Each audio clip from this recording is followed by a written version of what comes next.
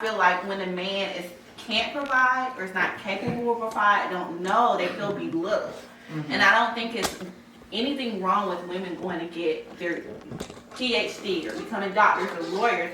I just really feel like let's just stop complaining about the women outdoing us and level up. And the same thing, women, let's stop, complaining about, oh, it's no good men, and let's start to learn to respect our men. Because no man wants to be talked to like they're trash or a dog or belittled. Because the Bible says a woman who talks crazy to, and I'm paraphrasing, to her husband will tear down her own house. So what are you trying to build? What are you trying to do when you say, oh, you're no good, you piece of whatever, you're just like your daddy? What are you, when you lay those bricks, what are you building? And you can't be shocked that in return when you get somebody who is, because men are going to go over and beyond if they feel respected. Oh, absolutely. They are. I don't know a man who won't. Yeah. You get what I'm saying? Yeah. It's just in them. But I feel like if you are constantly throwing darts and darts and darts, like he's a bad person, oh, all black men are just nothing. I feel like, well, if you feel that way, why don't you start when you see a black man on the street? You look really nice today. I see you going working hard for your wife. I know she's proud of you. Yeah. Just think about those little bricks. If we all came together and start building up our men, we might start seeing something in return. I agree with you. So I just feel like on both sides it's an accountability issue. I don't think one side is more right than the other. I just think that we need to know what our lanes are as women, and it's you're not any less than for listening to your husband. Like if your husband wants you to ask his opinion on where the children should go to school, you shouldn't be like, well, I make all the money. I didn't. No. You pick that man to be your husband. I don't care who makes more money. This man is the head of your household, and you're to respect him. And you can't be upset if you feel he feels away. That's just what I feel.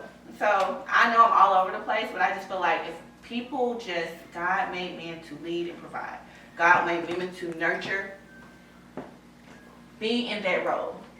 Nothing more, nothing less. There's no need to try to reinvent the wheel. And I feel like the world would just be a better place. Thank you so much. I really appreciate that. So why did you go on the show? Well, honestly, I'd be kind of bored. So I just get on the live. I'm always ended up on somebody's live. You know what I'm saying? And as you know, I kind of talk. So honestly, I really didn't even think he was one to dissent me. I honestly didn't even know the man was famous or infamous. I would say I'm not gonna give him famous. I didn't know he was infamous, to be honest. And so when I clicked the request, I had no idea that he was gonna I was gonna pop up on his show. So anyway, the show was maybe an hour, or whatever, and it went by kind of quick. I didn't think nothing of it. We logged off. I was like, oh, that was interesting. The next day I started getting texts and DMs and everything was just going crazy. A viral moment for real. And I was just like, what in the world? People, are you okay? I'm like, what are you talking about? And it was just like, you're all over YouTube. You're all over. And I'm Oh like, my goodness. I didn't even know. So honestly, I'm a business person. So I say, even if some people thought it was they looked at me in a negative light, hey, you just brought more people to my page. And so I just started, Positive. Be positive. I just started promoting my That's business. right. You need some credit repair, you need a newer pre-owned vehicle, I got you. So Okay. You made it positive about that.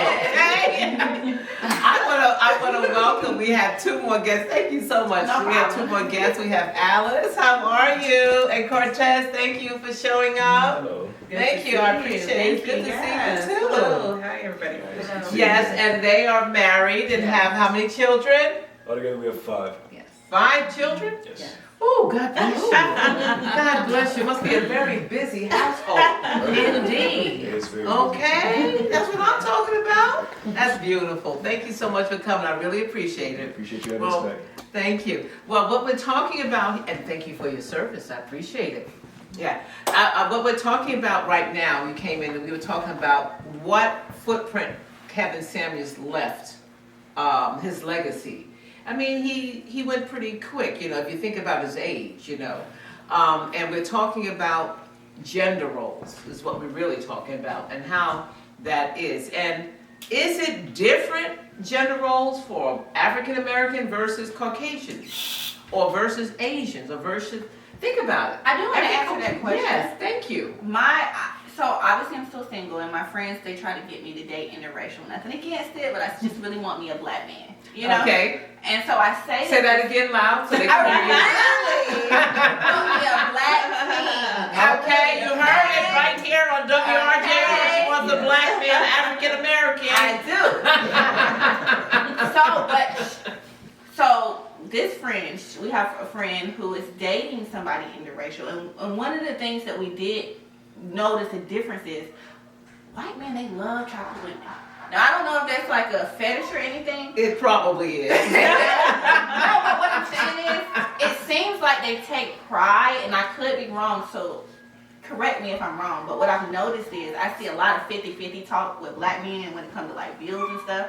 But I see when it comes to white men, they take pride in, I can't wait to retire my wife. Right. And those white women are able to sit and nurture their children and be the stay-at-home mom and go to the soccer games and do all of that. And I feel like we're having a stupid conversation because at the end of the day, the children are what matter. So this whole 50-50 talk, I just feel like I don't like it. It's like icky, disgusting to me. Yeah. But I just feel like, I do feel like that's the difference when it comes to black men and white men. I could be wrong, but you do have a percentage of, like, my dad is a provider, you know? That's what I know. But I just feel like when it comes to, it's such an annoying conversation, because it's like, with the white men, them women, they get to live what you call a soft life. It looks like to me, like, I mean, it is hard work to be a stay-at-home mom, but you get to be, like, for me, I always wanted to be a mother. You really get to really be, you know, expand in that role. I can go to the field trip. I can go to this. I'm not sitting here arguing about my husband about 50-50 bills. You know what, you're absolutely correct. And I think what it is that for African American men, and again, I don't want to generalize everybody, I think that because maybe their income is different, maybe their background is different of how they're raised. A lot of them might be single parents, or come from a single parent household, so to speak, or maybe even a household like Power. If you've been watching, you know, where you get these crazy dysfunctional families, but they're trying to make it work. And I think what happens is because African American women, you know, and I'm not saying all, but a lot of us have been chosen because we're not a threat to America, to the white America.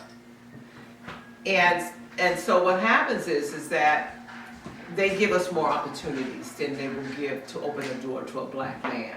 Is that, anyone agree with that? You know, that? Well, I would say I wouldn't want to generalize, just coming off of what you said, that white man, black man stereotypes. Because my husband is a provider. He gets up and goes to work. He's in the military.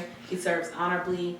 I feel like he puts his children and me first. I think I acknowledged, I said it's a small percent of men who will do it, and I even acknowledged my father. I'm not saying that I'm not generalizing all black. I'm just saying what it looks like from when I'm getting on social media, I'm looking at podcasts, I'm seeing a lot of 50-50 talk, and I don't really feel like I hear white men talk about that. Well, we could generalize and say black women want designer bags, they want this and that. Okay, we're gonna go right back to commercial break. This is getting hot, and we'll be right back. I love it. I love it. We'll be right back. Thank you.